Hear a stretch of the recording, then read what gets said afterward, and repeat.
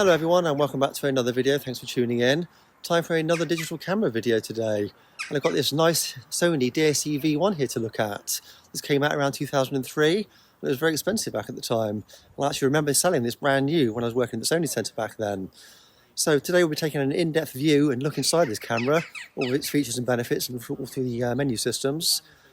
And hopefully we'll see a bit more as well. So stay tuned and I'll see you right after the intro.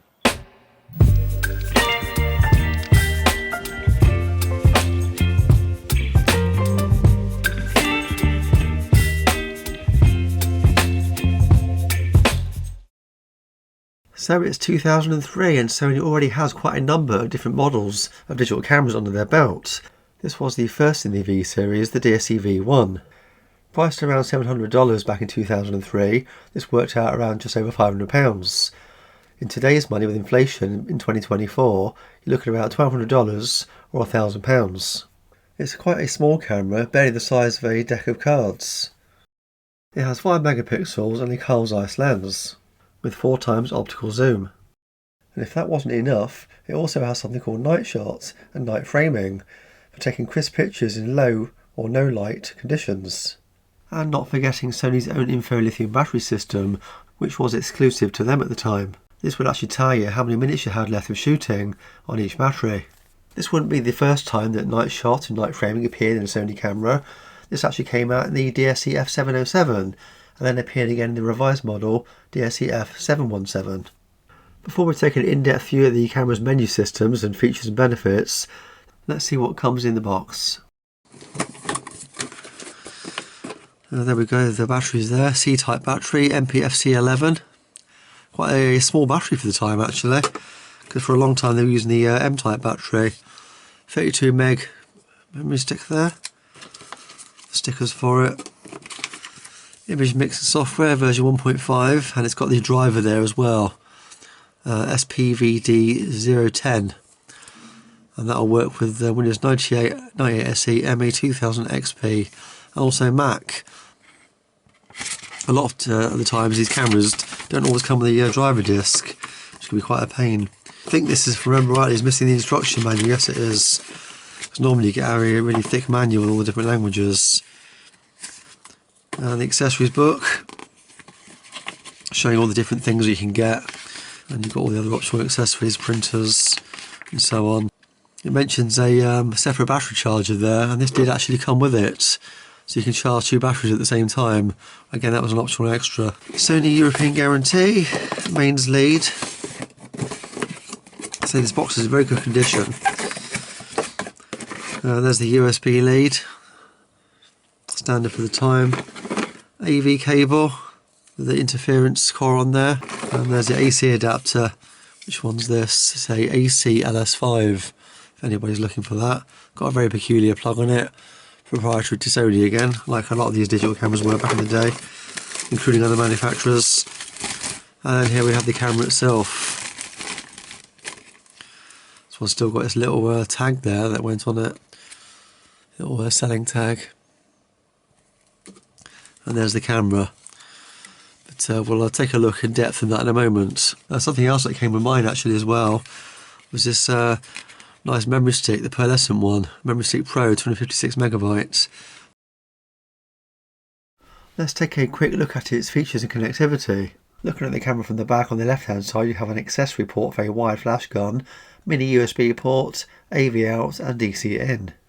Bottom wise, this camera has the usual Sony layout you would find on most of the Sony digital cameras from this time period, including also across the top there, AE lock, focus and the exposure index. And this camera also uses Sony's jog dial system for accessing and going through the menu. The zoom button on this camera is not the usual rocker switch, which is left to right. On this camera you push it up and down, and I find this quite annoying actually and fiddly to operate.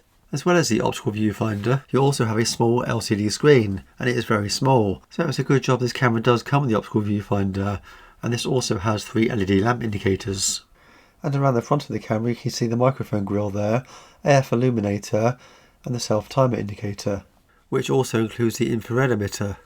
And across the top there you have the usual dial on the right hand side for going through all the different modes of the camera, and along with the night framing and night shot switch, which I'll cover later. and of course a hot shoe. So let's have a quick look at the night framing and night shot features of this camera. Interestingly, night vision has actually been around for almost 100 years now, in one form or another, and obviously it was used for the army initially, and now we have it in cameras. The night framing function enables you to check a subject even at night, and then record with natural colours using the flash, and it does a pretty good job. And now let's switch over to night shot. No flash here, it's actually removing the infrared filter and using the infrared emitter to light the subject. As you can see, the difference is literally night and day. That hologram AF feature is pretty cool. I remember being quite amazed by it when it first came out. Okay, so let's have a look through the menu system. Let's go to Setup. So you've got Moving Image, MPEG Movie Clip Motion Multi-Burst, AF Mode Single Monitor Continuous, Smart Zoom on or off, Date Time on or off, Red Eye Reduction on or off, Hologram AF, Auto on off, Bracket, Hot Shoe off, Zoom Lever. So you can change the zoom lever, that's good then. So you can make that opposite. Format the memory card, file series, create record folder, change record folder. Power save off, LCD brightness, LCD backlight, beep on or off, language and clock set.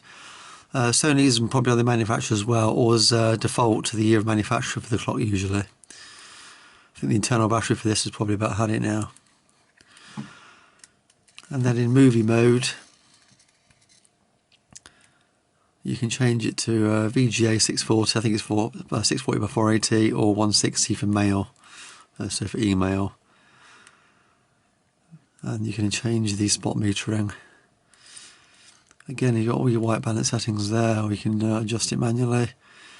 And some visual effects there.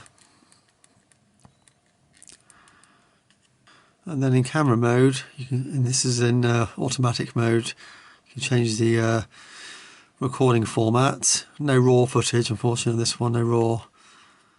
And then you can change your megapixels. If we switch it to manual, you've got a lot more going on now. At this point, with the jog wheel here, you can change your shutter speed and the aperture, focusing, and the ISO as well. I forget what that is. There we go. So fine picture quality, fine standard. ISO goes up to 800. Certainly a lot lower than, it doesn't go as high as the cameras of today. But obviously this is using a CCD, it's not using a CMOS chip. White balance there, you can do manual as well. Metering mode you can change. In record mode, flash level. Picture effects again. Sharpness, saturation. I don't think I've seen saturation before actually, so that's a new one. And then you've got scene mode there. Brings up presets basically. You've got low light, moon portrait, landscape, 2 people there for portrait, snow or beach, and everything else is pretty much the same. And then obviously you've got aperture priority and shutter priority and program mode. And there is a pop-up flash on this camera as well, which is nice, and it still works. Which is unusual because a lot of these earlier cameras, the flash guns start to fail. I think it's the capacitor itself. You'll get an error code of C1 something, I forget what it is. Getting the pictures out of this camera is really easy. Just a case of plugging the USB cable into the computer. Windows 10 recognised it instantly and put it up as an external hard drive. And then it was just a case of dragging and dropping the images off that I wanted. So this camera also records video with audio. It's MPEG-1 and monaural sound, and the screen resolution is just 640 by 480. Very low resolution for what we're used to today with HD and 4K, but back then this was absolutely amazing. On a 256MB memory stick, you get just over 10 minutes in best quality. Here are some unedited photographs straight from the memory stick. One thing I did notice is that the quality seems to suffer slightly when you're zooming in, even with the optical zoom. As I mentioned before, there was no RAW mode in this camera, so these are just JPEGs in fine mode. The colours don't jump out in your face, but to be fair, it was a bit of an overcast day, and the white balance could probably do with some adjusting as well.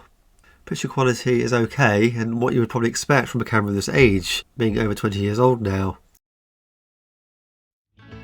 Well, there you have it, the SONY DSC-V1 from 2003. Still a very usable camera today, and if you want to take a nostalgic trip down memory lane, you can still get these quite cheaply on the second-hand market. This was one of the first digital cameras from Sony to go away from that horrible curved design they had back in the early days. This reminds me of the early 35mm compact cameras, such as the Olympus Trip and the Rolly 35mm, so it's very retro looking. Well, I hope you enjoyed watching that with me. I always try to keep these videos as short as I can, but these cameras are so interesting and have so many features, I like to try and cover them all. Well, I guess that just leaves me to say, as always, thanks for watching. Until the next video, I'll be seeing you.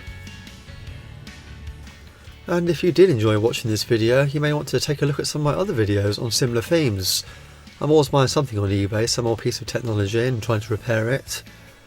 And as always, don't forget to like, subscribe and share. Thanks for watching.